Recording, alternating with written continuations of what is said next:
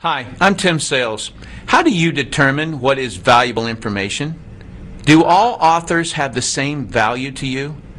Well, of course the answer is no. Everyone knows the answer is no. But if you were to ask people, what method do you use to determine if what you read or hear is valuable or not? You'll get some pretty goofy answers. I had a lady actually tell me that she determines the validity of what she reads based on whether the information is balanced. Meaning if the author gives credit to both sides of an argument, then she believes that content to be true and valuable.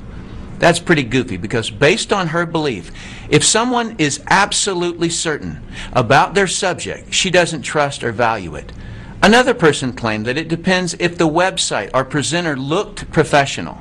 That too is goofy and can lead one down many wrong paths.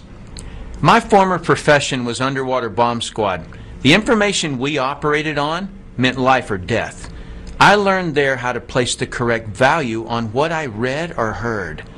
My desire here with this short clip is to share with you how to determine whose advice to take. The very first thing you need to determine from any author you're reading or listening to is whether you're hearing their belief on the subject or is what you're hearing provable fact. I'm saddened at how people will read a person's belief on a subject and forever operate their life as if the author gave them provable information.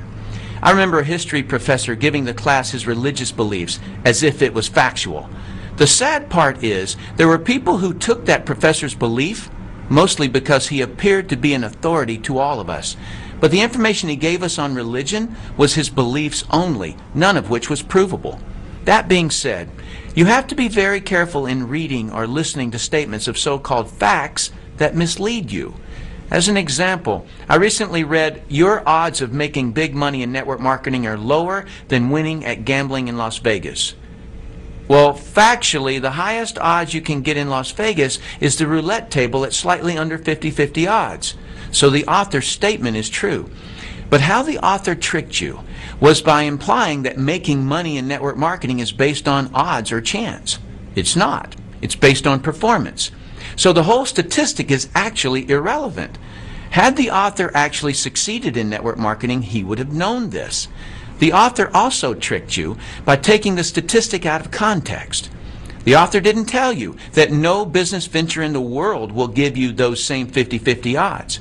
There is no money-making concept in the world where 50% of the people who try it make big money. So, while his statement sounded factual, it was misleading. But probably the most helpful concept I can teach you is that there are three types of authors of content. Just so you know, my use of the word author includes both written and spoken communication. Here are the three types of authors: those who have never done it, those who have done it and failed, those who have done it and succeeded. Author type number one are authors who have never done what they're writing or talking about.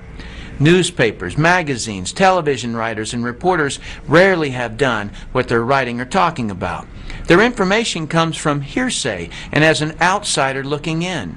Many attorneys, professors, parents, and in-laws give advice on subjects they've never done. The majority of the books at the bookstore are from authors who have never done what they're writing and talking about. They can write or speak about it, but cannot succeed at doing it. Their advice is rarely sound because it's based on invention, another person's information, or hearsay. This problem is compounded when an author simply repeats something they heard from the media. Now there are two layers of people who can't do what it is they're talking about, but think they know something about it. Authors who have never done what it is that they're writing about or who have never succeeded at it cannot possibly place the correct importance on the subject. You can always identify authors who have never done it because their content is slightly or grossly off the correct subject. As an example, I read a web article claiming that multi-level marketing success was mathematically impossible. Do you see what I mean about authors writing about what they've never done? He completely missed the subject. And as for his mathematical theory, that's like claiming that it's scientifically impossible for a bumblebee to fly. Has it ever occurred to that author to just look? The MLM industry sells $109 billion worth of products and thousands of people earn millions of dollars. Plus the oldest MLM company is still growing. Author type number 2 are authors who have failed at what they're writing or talking about. When someone has failed at what they write or talk about, it is common for them to be critical of the subject and those who do it. When someone is critical of something, they are inclined to find fault with it. Why? Because something about the subject is a complete mystery to them, and they feel inadequate. They obviously couldn't figure out some part of it, and they quit before they ever found out. Take, for example, a person who wanted to be a real estate investor but failed at it. He will project his negative experience onto whatever he writes or says about the business. He'll typically write and talk about what's hard, wrong, or dangerous about real estate. Why? Because he never figured it out, and someone who succeeds at it proves his inadequacy on the subject of real estate. His worst nightmare is people succeeding at real estate investing.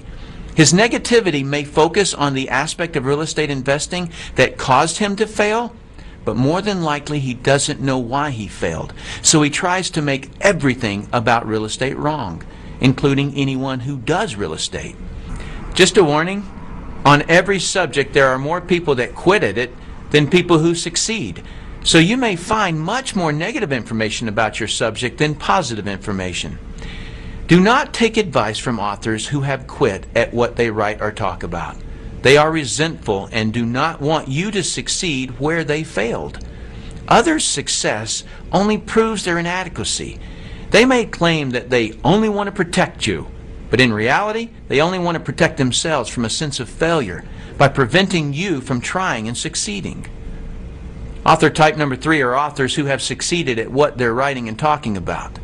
If an author has succeeded at what they are writing or talking about, they are a valuable asset to you, and their advice is worth listening to.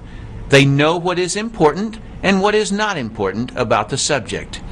If you hear information from author type 1 or 2 that concerns you, ask author type 3 to explain it to you. They will be able to explain things and categorize the information so that it's logical. Please note that there is a vast difference between someone who has been successful at their subject and someone who has been merely educated about it. Just because a person has studied a subject or has been doing the subject for 20 years doesn't mean they can successfully do it. A beautician can study all about hair. That doesn't mean she can cut hair to her client's satisfaction. A psychiatrist may have been able to listen to her teachers and may have been able to read the required textbooks and may have even been able to pass the state board examination on the subject. But can she fix another person's problems? If she can't, don't take her advice. A student who has been educated on a subject has only proven that she can be a successful student. She has not proven that she can successfully perform in the subject. The person you should accept advice from on a subject you're researching is the person who has gotten the results you desire. If you want to succeed, take the advice of those who have been successful.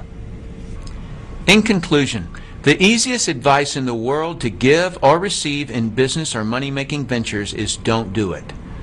But keep this idea in your mind about money. The most amount of money you'll ever lose is the amount you'll never make. Let's say you're looking at a business where you can make $1 million a year that requires an investment of a few $1,000s.